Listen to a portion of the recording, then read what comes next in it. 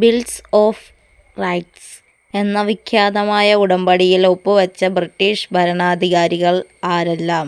William മൂന്നാമനും Mary രണ്ടാമനുമാണ്. താഴെ കൊടുത്തിരിക്കുന്ന സംഭവങ്ങൾ അവ നടന്ന വർഷത്തിന്റെ അടിസ്ഥാനത്തിൽ ക്രമീകരിക്കുക. തെറ്റായ ഓർഡറിലാണ് കൊടുത്തിരിക്കുന്നത്. നമുക്കിത് കറക്റ്റ് ചെയ്യാം. എല്ലാവരും ഇതുപോലാണോ എഴുതിയത്? താഴെ കൊടുത്തിരിക്കുന്നവയിൽ ആയില്യം തിരുനാൾ മഹാരാജാവുമായി ബന്ധപ്പെട്ട പ്രസ്താവനയിൽ തെറ്റായത്. സെക്രട്ടേറിയറ്റ് മന്ദിരം പണികഴിച്ചത്. കൊല്ലം ചെങ്കോട്ട റെയിൽവേ ലൈൻ ആരംഭിച്ചു. രണ്ടുമാണ് തെറ്റായ പ്രസ്താവന.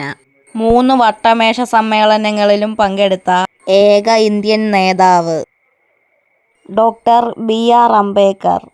ഐക്യരാഷ്ട്രസഭയുടെ ഇപ്പോഴത്തെ സെക്രട്ടറി ആര്? Antonio Guterres. നിഫെ എന്ന പേരിൽ അറിയപ്പെടുന്ന ഭൂമിയുടെ പാളി ഏത്?